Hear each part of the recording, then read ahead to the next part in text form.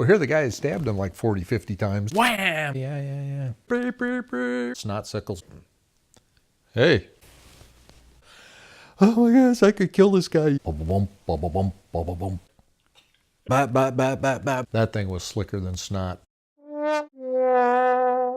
Johnny believed that if you're going to run up into my face, you're going to pay the price. He was a great guy, great motorcycle rider. He ran flat track. He didn't ride any enduros or anything like that. He had a younger brother that who was my age, and he raced, and oh my gosh, he was fast. He was the next up and coming thing, and he was one of those guys that could hang on to that throttle right to the last second. But they were out in Denver. He was out hot lapping, and these guys, I think it was like a half mile they were running. Of course, these guys are doing 100 mile an hour in a straightaway and 60, 70 mile an hour in the curves. And he was out hot lapping and got into a rut and run up over and smashed into a guard railing that didn't have any hay bales on it, and so to this day he's got a wooden leg from his knee on down. He did race after that, just didn't have that edge. And, you know, that's one of those things that plays on your head. And Johnny, he had a Harley street bike. We're driving down the road one time in a pickup truck, and I think you were with me. You were a kid, and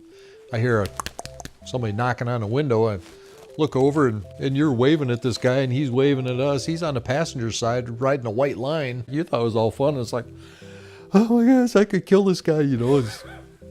But he was a tough guy. It was back then when he used to frequent the roadhouses, and he wasn't afraid of anybody or anything. And that's the way things were settled. Got into it with a guy one night. They hit the floor, and Johnny thought he lost his sunglasses out of his pocket, and come to find out, he looked, and there was a pistol twirling around on the floor. This guy was grabbing for it. Johnny got up and ran out, just ran right through the screen door.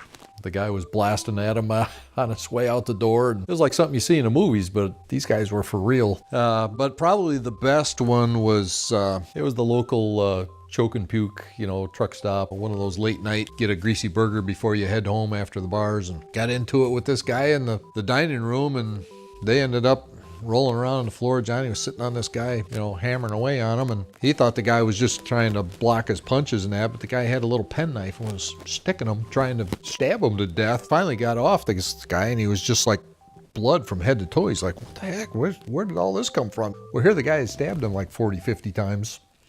And he ended up going to the hospital. Actually, the guy that was trying to stab him to death actually saved his life. Stabbed below the belt, and doctor was down there sewing him up. He's like, hey, doctors found some cancer. Kind of ironic, I guess.